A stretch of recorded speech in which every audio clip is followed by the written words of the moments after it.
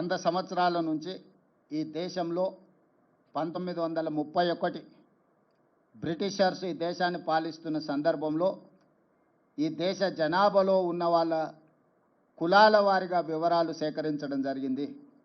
దాదాపుగా 100 సంవత్సరాల నుంచి ఇప్పటి వరకు మళ్ళీ ఈ పూర్తి స్థాయిలో సమాచార సేకరణ జరగలేదు.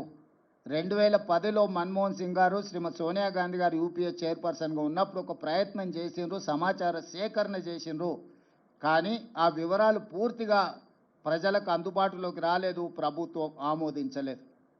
నరేంద్ర మోడీ గారు ప్రధానమంత్రిగా బాధ్యత చేపట్టిన తర్వాత ఆ నివేదికను కాలగర్భంలో కలిపేసిండ్రు. ఈ 11 సంవత్సరాలు వారు ఎలాంటి ప్రయత్నం చేయలేదు. కానీ శ్రీ రాహుల్ గాంధీ గారు కన్యాకుమారి నుంచి కశ్మీర్ వరకు 150 రోజులు 4000 కిలోమీటర్లు మండు టెండల్లో మంచు కొండల్లో పాదయాత్ర చేస్తూ ఈ దేశ ప్రజలందరినీ కలిసినప్పుడు దేశ ప్రజల యొక్క ఆలోచన, దేశ ప్రజల యొక్క గుండె చప్పుడు విన్న రాహుల్ గాంధీ గారు స్పష్టమైన హామీ ఇచ్చిండు ఈ దేశ ప్రజలకు. ఏ రాష్ట్రంలో మా ప్రభుత్వం ఏర్పడుతుందో ఆ రాష్ట్రంలో మేము జనగణనలో కులగణనను ఏర్పాటు చేస్తాము, వివరాలు సేకరిస్తాము.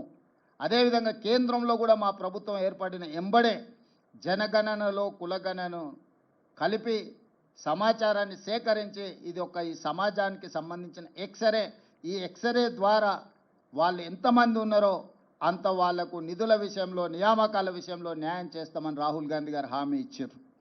ఈరోజు రాహుల్ గాంధీ గారి హామీ మేరకు తెలంగాణ ప్రజలు కాంగ్రెస్కు ప్రభుత్వాన్ని అందించడం జరిగింది. రాహుల్ గాంధీ గారు సూచనలు తీసుకుంటూ తెలంగాణ రాష్ట్రంలో కులగణను విజయవంతంగా ఎలాంటి వివాదాలు లేకుండా ఎలాంటి తప్పులు లేకుండా ప్రతిపక్షాలను అదేవిధంగా అందులో భాగస్వాములను అదేవిధంగా ప్రజా హక్కుల సంఘాలను అందరిని కూడా వాళ్ళ అభిప్రాయాలను సేకరించి ప్రశ్నాపత్రాన్ని తయారు చేసి చట్ట పరిధిలో రాజ్యాంగబద్ధంగా ఈ వివరాలన్నిటిని కూడా సేకరించి ఈరోజు దేశానికే ఆదర్శంగా నిలబడ్డాం. రాహుల్ గాంధీ గారికి ఈరోజు తెలంగాణ ప్రజల తరఫున నేను ధన్యవాదాలు తెలియజేయదలుచుకున్న, బలహీన వర్గాల తరఫున నేను ధన్యవాదాలు తెలియజేయదలుచుకున్న. ఈరోజు పెద్దలు కేశవరావు గారు, హనుమంతరావు గారు, మధుయాస్కి గారు, పొన్నం ప్రభాకర్ గారు, అంజన్ కుమార్ యాదవ్ గారు, చాలామంది మిత్రులు, షబ్బీర్ అలీ గారు, చాలామంది శాసనసభ్యులు, వీళ్ళందరూ కూడా నన్ను అభినందించడానికి వచ్చిండు. ఈ అభినందనలు నాకు కాదు, రాహుల్ గాంధీ గారికి చెందాలి. వారి ఆలోచనను వారి సూచనలను తీసుకొని తెలంగాణ రాష్ట్ర ప్రభుత్వం ఈ కులగణను చేపట్టడం జరిగింది.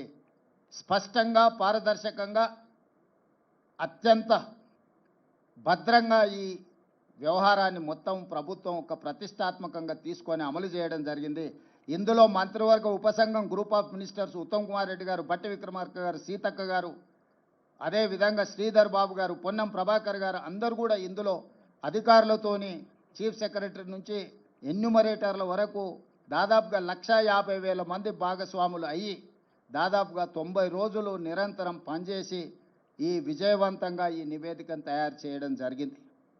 ఆ తర్వాత అసెంబ్లీలో తీర్మానం చేసినాం, 2 తీర్మానాలు చేసినాం. ఒకటి, జనగణనలో కులగణన కేంద్ర ప్రభుత్వం తక్షణమే చేపట్టాలి.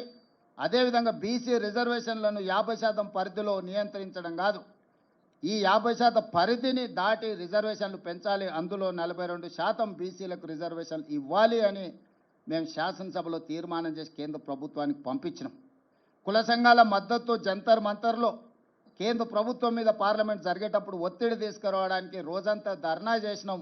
జాతీయ స్థాయిలో ఉన్న రాజకీయ పార్టీలు దాదాపుగా 16 పార్టీలకు సంబంధించిన ప్రతినిధులు ఆ నిరసన కార్యక్రమంలో పాల్గొని సంపూర్ణంగా మాకు మద్దతు ఇవ్వడం జరిగింది. ఈరోజు ఈ ఒత్తిడి మేరకు కేంద్ర ప్రభుత్వం నరేంద్ర మోడీ గారు నిన్న జనగణనలో కులగణనను చేర్చుతామని నిర్ణయించారు. ఈ నిర్ణయాన్ని స్వాగతిస్తున్నాము. ఇక్కడ రాజకీయాలకు తావు లేకుండా కేంద్ర ప్రభుత్వాన్ని అభినందిస్తున్నాము. అయితే ఇది అమలు చేసే క్రమంలో తీసుకోవాల్సిన జాగ్రత్తలు, నిర్ణయించాల్సిన సమయం అనేది అత్యంత కీలకము.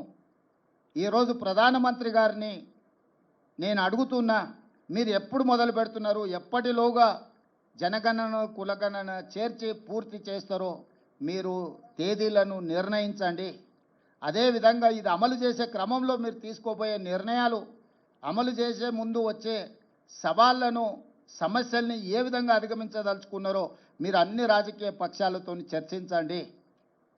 ఇది సీక్రెట్ డాక్యుమెంట్ కాదు, ఇది ఎనీ పొలిటికల్ పార్టీ రెస్పాన్సిబిలిటీ కాదు, ఇది గవర్నమెంట్ ఆఫ్ ఇండియా బాధ్యత. కేంద్ర ప్రభుత్వం ఒక నిర్ణయం తీసుకొని ఒక విధానాన్ని తెచ్చినప్పుడు అన్ని రాజకీయ పార్టీలతోనే పార్లమెంటరీ వ్యవస్థలో భాగస్వాములైన ప్రతి ఒక్కరితో చర్చించి వాళ్ళ సూచనలు తీసుకోవాలి. అందుకే నరేంద్ర మోడీ గారికి సూచన చేస్తున్న గ్రూప్ ఆఫ్ మినిస్టర్స్తో ఒక కమిటీ వేయండి, ఆఫీసర్లతో కూడుకున్న ఇంకొక ఎక్స్పర్ట్స్ కమిటీని వేయండి. గ్రూప్ ఆఫ్ మినిస్టర్స్ రాజకీయ పార్టీలతోని, అదేవిధంగా స్టేక్ హోల్డర్స్తోని, అదేవిధంగా సివిల్ సొసైటీస్తోని చర్చించమనుండ్రి. వాళ్ళ నుంచి వచ్చే సూచనలను, వాళ్ళ నుంచి వచ్చే సమస్యలను, ప్రశ్నలను ప్రభుత్వం వివరణ ఇవ్వడం ద్వారా పారదర్శకంగా ఈ ప్రక్రియను ముందుకు తీసుకెళ్ళవచ్చు.